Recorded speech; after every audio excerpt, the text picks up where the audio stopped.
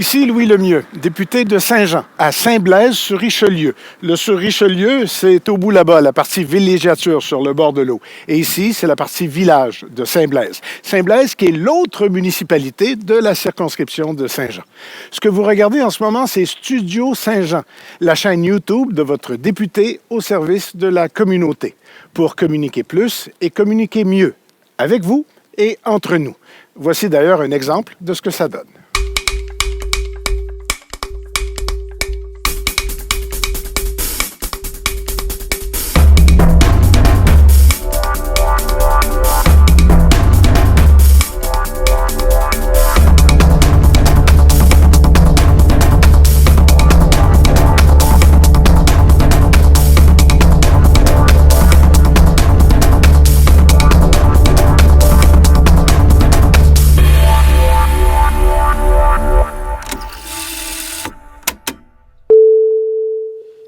Je suis allé à la librairie moderne chercher un livre. Ben oui, je sais, c'est là qu'il faut aller pour chercher des livres. Mais ce que je veux dire, c'est je suis allé chercher un livre parce qu'il y avait une séance de signature de Chantal Réchel, Imaginaire, Bon sens et Fantaisie. Un livre qui m'a attiré à cause des couleurs, à cause du titre. Et je me suis dit, en prenant le livre, Madame Réchel, viendriez-vous dans le studio Saint-Jean pour me parler de votre livre et de vous? Et elle est là. Bonjour. Bonjour. On commence par vous. Vous êtes qui, vous? Alors, moi, j'ai été journaliste durant 18 ans. À cheval là-dessus, en même temps que le journalisme, j'ai fondé et dirigé les publications Plumes et Pinceaux, qui veillaient à promouvoir le talent des artistes peintres et des écrivains de la Montérégie d'abord et du Québec ensuite. Plumes et Pinceaux, qui, après 20 ans, c'est une éditrice de Saint-Jean-sur-Richelieu, d'ailleurs, qui a continué et qui a repris le concept que j'avais créé, avec donc des œuvres d'artistes peintres et des textes d'écrivains. J'avais fait quand même 24 publications en 20 ans. Et moi, à travers tout ça, j'ai toujours écrit en parallèle. J'ai toujours dit à la blague que je devais lire et écrire dans le ventre de ma mère. Okay. Parce que j'ai toujours écrit. Dès la seconde où j'ai su écrire, je prenais des papiers brouillons, n'importe quoi, puis là, je disais, j'écris des romans. Bon, il n'y avait pas de structure, pas de plan dans ce temps-là, mais j'ai toujours écrit. Comme journaliste, j'écrivais énormément aussi. Là, je pouvais remplir un 44 pages à moi tout seul. J'ai fait aussi beaucoup de chroniques d'opinion, tout ça, à travers le temps, et beaucoup Vous écriviez de critiques littéraires. Comme journaliste, c'était où? Dans des hebdos régionaux et ensuite beaucoup dans des journaux pour promouvoir les arts et la culture, dont ma propre revue pendant 8 ans, là, l'Échappée belle Montérégie. Maintenant, la version officielle. Oui. Amoureuse de la plume et de la vie, Chantal Réchel a écrit le roman Une fleur à la mer, des milliers d'articles et de chroniques journalistiques, vous avez dit ça, des centaines de poèmes et 4 pièces de théâtre. Elle trempe sa plume dans l'encre de son cœur afin de contribuer en humour et fantaisie à rendre ce monde plus beau, plus sage et, 3 petits points que j'adore, plus fou. Oui. Vous êtes d'où, vous? Bien, moi, j'ai toujours habité la Montérégie, pratiquement, sauf les 5 premières années de ma vie et 2 années à l'âge adulte. Sinon, j'ai toujours habité la Montérégie. Fait que j'ai travaillé beaucoup dans la région. Saint-Jean-sur-Richelieu, il y a beaucoup d'artistes. Alors, comme journaliste et pour les Plumes et Pinceaux, j'ai passé mon temps à venir ici tout le temps. J'ai habité Marieville, j'ai habité toujours autour, là, dans la région, Saint-Damas, Saint-Mathieu-de-Belleuil. Et là, vous avez écrit ça. Oui. Et il y a une version officielle, mais je vais vous en faire grâce. Je vais laisser Mme Réchel nous le dire. Vous avez écrit ça presque par besoin. Oui. Parce que ça faisait des années que j'avais des idées qui me trottaient dans la tête, que je voulais exprimer, puis des choses auxquelles je croyais beaucoup.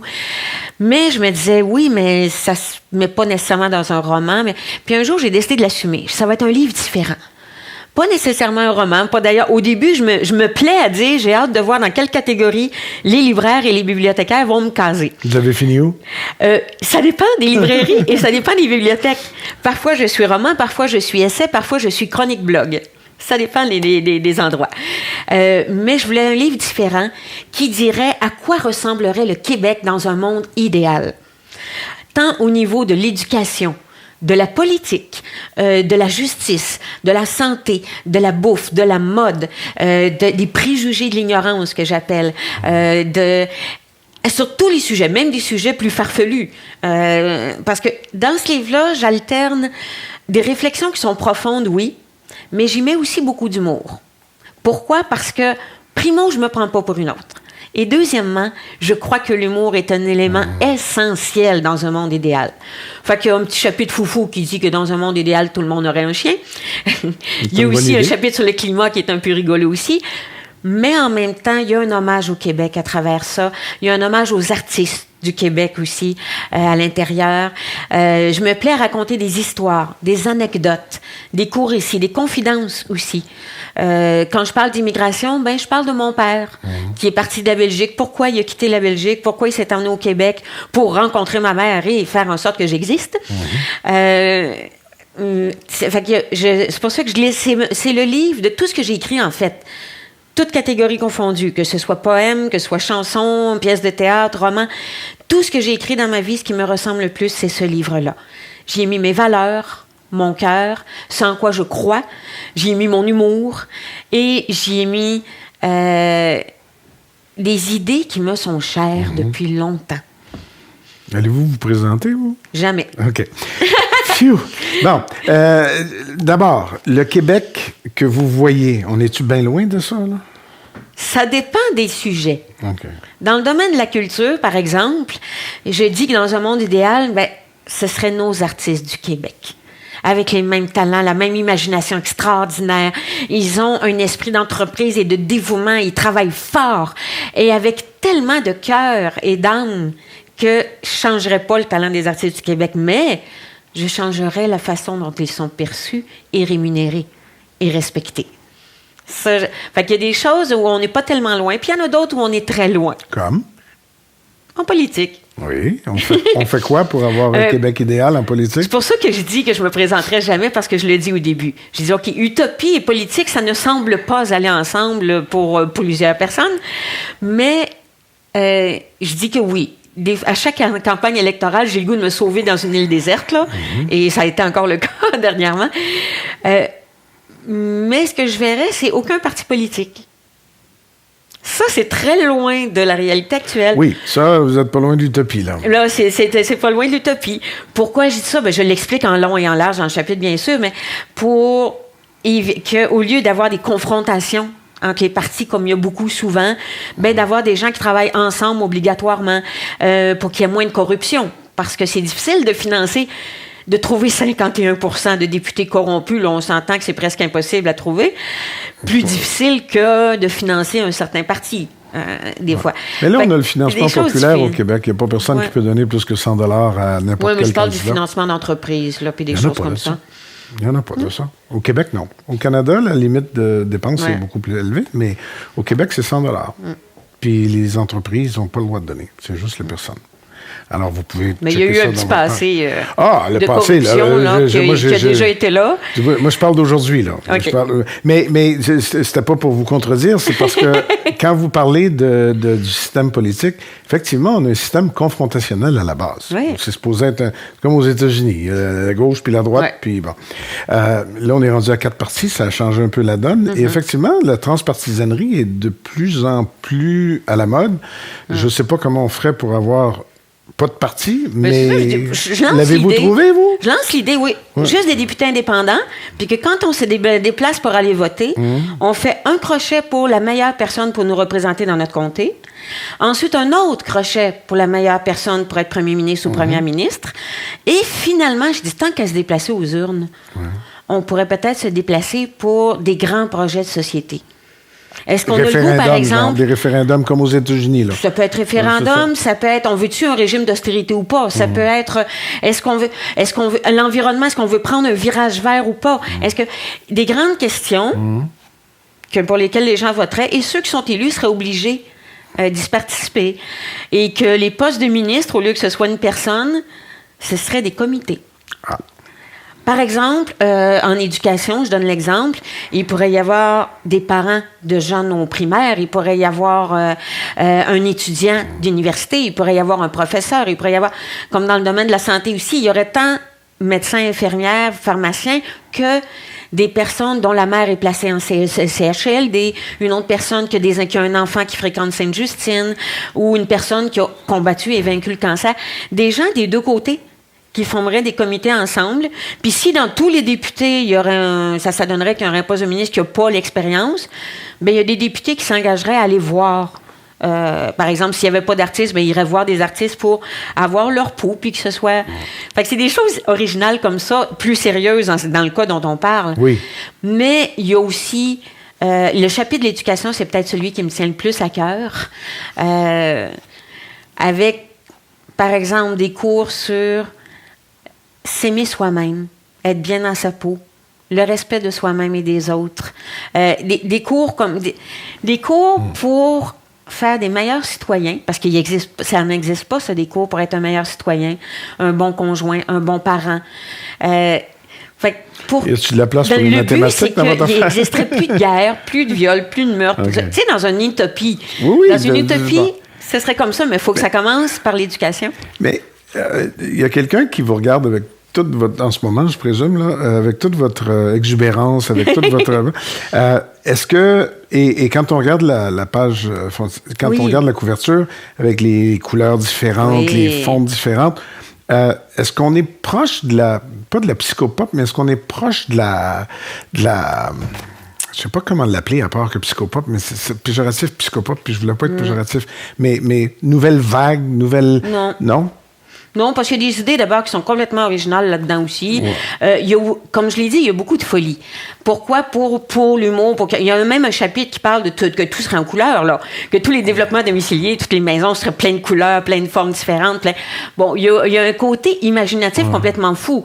Dans mon chapitre sur les saisons, je dis qu'il y aurait de la pluie, de la pluie verglaçante et de la neige partout, sauf sur les routes et dans les entrées de garage et les balcons. C'est très utopique. Oui. Puis ça fait rire les gens. Mais avec les anecdotes, avec l'humour, avec les courtes histoires aussi. Des fois, je raconte des histoires de fiction. À travers tout ça, ben, ça fait que les gens qui m'ont lu disent qu'ils l'ont lu d'un couvert à l'autre sans être capables de s'arrêter, qu'ils l'ont dévoré. Le terme qui revient le plus souvent dans les commentaires des lecteurs depuis quelques semaines que je viens de le sortir, c'est qu'ils l'ont dévoré. D'un couvert à l'autre. Ben, c'est parce que ça répond à une espèce de besoin d'ouverture vers autre chose que la morosité, le cynisme ambiant.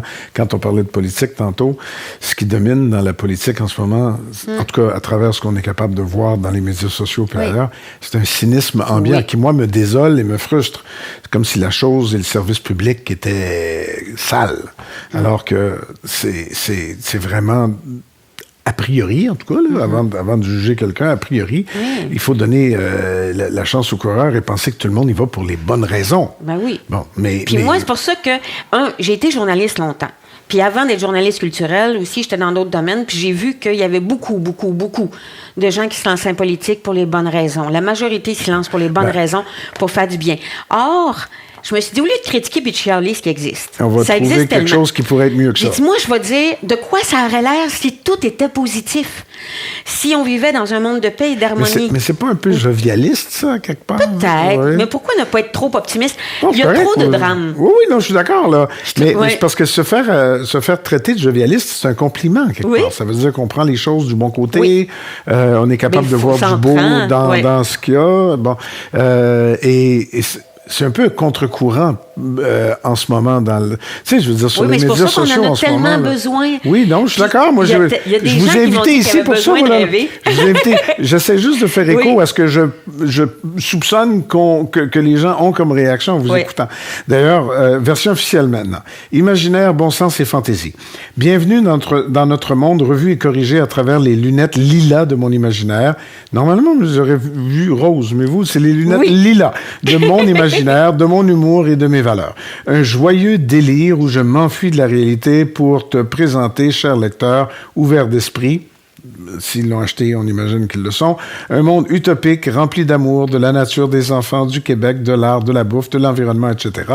Couleur, gros bon sens, respect et fantaisie. Oui. C'est le résumé officiel de la jaquette qui dit ce que vous voulez nous communiquer comme énergie. Et ceux qui l'ont lu... Je communique beaucoup l'amour de la couleur, l'amour de la nature est très, très présent, l'amour de l'environnement.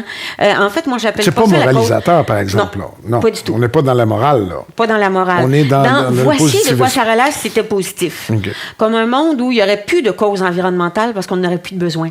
En fait, j'appelle pas ça la cause environnementale, j'appelle ça la cause pour sauver tous les êtres vivants, humains compris. Mais de quoi ça aurait l'air, justement, si... comment ça pourrait fonctionner? Parce qu'il y en a plein d'idées. Hey, au Québec, Comment en vous plus, on réglez ça, regorge vous, d'imagination. les gaz à effet de serre, en parlez-vous là-dedans? Vous réglez ça comment, les gaz à effet de serre? Par toutes les politiques, en fait, par toutes les pratiques. On est 7 milliards d'humains sur la Terre. Fait que quand on dit, bon, c'est la faute des autres, ou c'est la faute de la Chine, ou c'est la faute des entreprises, ce n'est plus vrai. Je veux dire, en Chine, je viens encore de lire dernièrement que 45 des véhicules électriques qui existent sont achetés en Chine. Oui, ils ont pris un gros tournant parce qu'il n'y avait pas le choix. Ouais, mais il n'y avait pas beaucoup d'autos non plus. C'est ça. Mais avant, c'était pas du tout soucieux. Maintenant, fait qu'au lieu de rejeter la faute sur les autres, on est 7 milliards. Hey, si les 7 milliards, on s'y mettait, là, on le changerait, le monde. Si chaque individu fait sa petite part, immédiatement, la cause pour l'environnement ferait une énorme différence. Puis on a tous des idées pour ça. Puis j'invente un petit jeu là-dedans que les gens, pour le fun, peuvent lire puis peuvent imaginer, là. Puis, ça donne des idées. Puis il y a des personnes qui l'ont lu puis qui m'ont dit, hey, après ça, là, je sortais, là, puis j'étais, tout à coup, je disais, hey, c'est vrai, elle a raison, il y a telle chose. Oh, puis c'est vrai, je pourrais faire telle chose. Ah, c'est vrai, là, je pourrais amener mes affaires. Puis ça suscite des idées. Puis ça permet de rêver que, un monde meilleur, ça peut peut-être exister, mais sans que ce soit moralisateur, sans qu'on se sente obligé, sans qu'on se sente... Moi, je ne suis pas de ceux qui disent... qui font des scénarios catastrophes. Moi, je suis une optimiste. Parce que je pense que quand on est optimiste, ça donne le goût aux gens d'embarquer. Bon, parlons-en d'optimisme, parce que, sauf erreur, ça, c'est publié à compte d'auteur. C'est ça? Oui, en fait, à compte d'auteur, avec une maison d'édition de Saint-Jean-sur-Richelieu qui est à compte d'auteur. Et voilà. En fait, c'est une maison d'édition de compte d'auteur. C'est moi qui ai choisi l'imprimeur, qui a choisi la page couverture, l'infographie. Dans le fond, c'est pas une coop, là, mais je veux dire, c'est des facilitateurs. Ouais. Mais faut, là où je veux en venir, et vous parlez à quelqu'un qui avait invité le jour du Salon du Livre de Montréal à son émission sur une grande antenne, des gens qui publiaient à compte d'auteur qui n'avaient pas les moyens d'aller au Salon du Livre, parce que je voulais le faire différemment. Et je voulais regarder les choses par l'autre bout de la lorgnette. Il y a toujours un deuxième bout à la lorgnette. Il est déformant des fois, mais il est là. Et ce que je veux dire, c'est que il faut vouloir. Oui. Ça prend énormément d'énergie. Vous en avez à revendre, de toute évidence, mais il faut vouloir. C'est pas facile publier, c'est pas facile encore plus publier, à plus forte raison publier à compte d'auteur. Oui. Donc, c'était plus fort que vous, là. Oui, ben en fait, c'est parti. Mon premier roman, je l'ai publié complètement à compte d'auteur, même totalement indépendamment, sans personne. Là, c'est moi qui avais tout fait de A à Z. Et pourquoi? Parce que les Plumes et Pinceaux que je dirigeais venaient juste de se faire rouler par un diffuseur qui avait fermé ses portes alors qu'il existait depuis 100 ans, au moment où il me payait. Ça a fait très, très, très, très mal financièrement. Là. Ça a été Quand on a 2000 de salaire une année, c'est assez difficile, mettons. J'ai réussi à relever Plumes et Pinceaux de ça, mais ça a été difficile. Et là, la confiance dans le système n'y était plus. Je dis, moi, je vais donner 40% à un libraire qui va le garder pendant plusieurs mois, puis s'il ne fait pas faillite, il va payer le diffuseur, qui va garder l'argent plusieurs mois, qui s'il ne fait pas faillite, il va le donner à la maison d'édition, que s'il ne fait pas faillite, il va le garder plusieurs mois, et garder 30% et finalement m'en donner 10%. Et j'ai rencontré beaucoup, beaucoup d'auteurs dans ma vie, tant comme journaliste qu'avec Plumes et Pinceaux. Il y a des maisons d'édition qui sont honnêtes, qui font un beau travail, puis il y en a d'autres qui ne le sont pas. Robinson n'est pas un cas unique au Québec, mais loin de là. Fait que moi, j'avais décidé de dire... Robinson est un cas connu, on l'a beaucoup débattu, on en a énormément parlé, puis ils ne sont pas toujours aussi imposants comme... Mais effectivement, c'est un monde un peu particulier. Fait que j'avais décidé de tout faire de A à Z, puis je me suis dit, la page couverture va me ressembler, la page arrière va me ressembler au livre, ça va être significatif, je ne vais pas les choisir. C'est parce qu'il y a le contrôle qui va avec, là. Je l'ai essayé ça.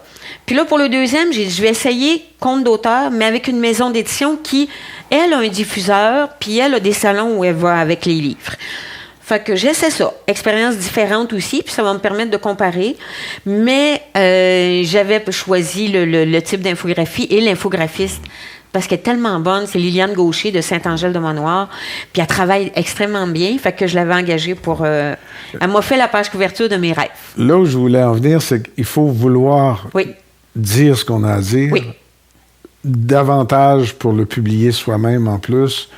Au bout du compte, c'est pas juste croire en ce qu'on a à dire, mais vouloir le dire à tout prix, dans le fond. Parce que moi, il y a une chose qui est importante dans ma vie. Depuis longtemps. Ça fait très longtemps, depuis l'âge de 20 ans.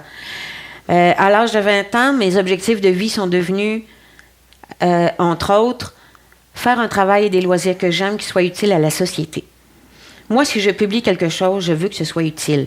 Et ce livre-là, il me démangeait depuis longtemps. Là. Ça faisait longtemps que je me disais, puis là, je ressentais une urgence. Là, il faut que je le publie. Les gens ont besoin de positif. Les gens ont besoin d'espoir. Les gens ont besoin de rêver.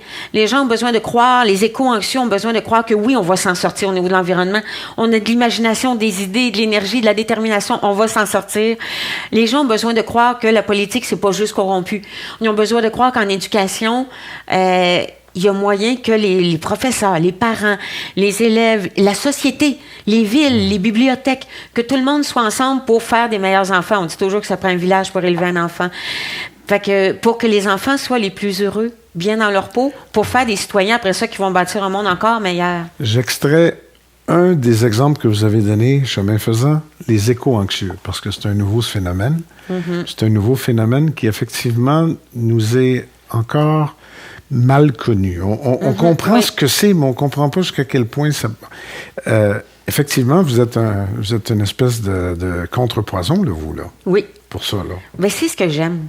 Parce que moi, j'ai toujours été originale. J'ai toujours pris les voies différentes des autres. J'ai toujours fait des choses différentes des autres dans tout. Puis, je trouve important... je veux pas faire peur aux gens. Je veux pas leur dire c'est grave, c'est dangereux. Oui, il y a une grosse situation, mais à force d'insister sur l'urgence, il y en a qui disent on s'en sortira pas, qui se mettent à être angoissés, à penser que là, ils vont mourir de plein de maladies. Parce que quand on regarde les statistiques puis quand on regarde les faits, il y a de quoi angoisser. Mais moi, je regarde plutôt les solutions. Moi, je vais être du genre à regarder Demain le film, un film français sur l'environnement qui nous donne plein d'espoir, plein d'idées, plein de trucs. Je vais être du genre à lire des livres, à lire des conseils, puis à regarder tout ce qu'on peut faire de positif. Mais il y en a tellement. Il y a tellement de choses. On n'en finit plus de poser des gestes positifs. Et vous avez fait un livre. Oui.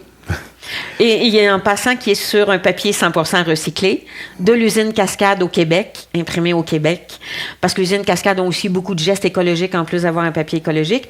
Et il y a un livre numérique aussi qui est disponible. Et le livre, c'est Imaginaire, bon sens et fantaisie. Oui. C'est signé Chantal Réchelle. Mm-hmm. Merci beaucoup. Mais merci de m'avoir reçu, c'est très apprécié.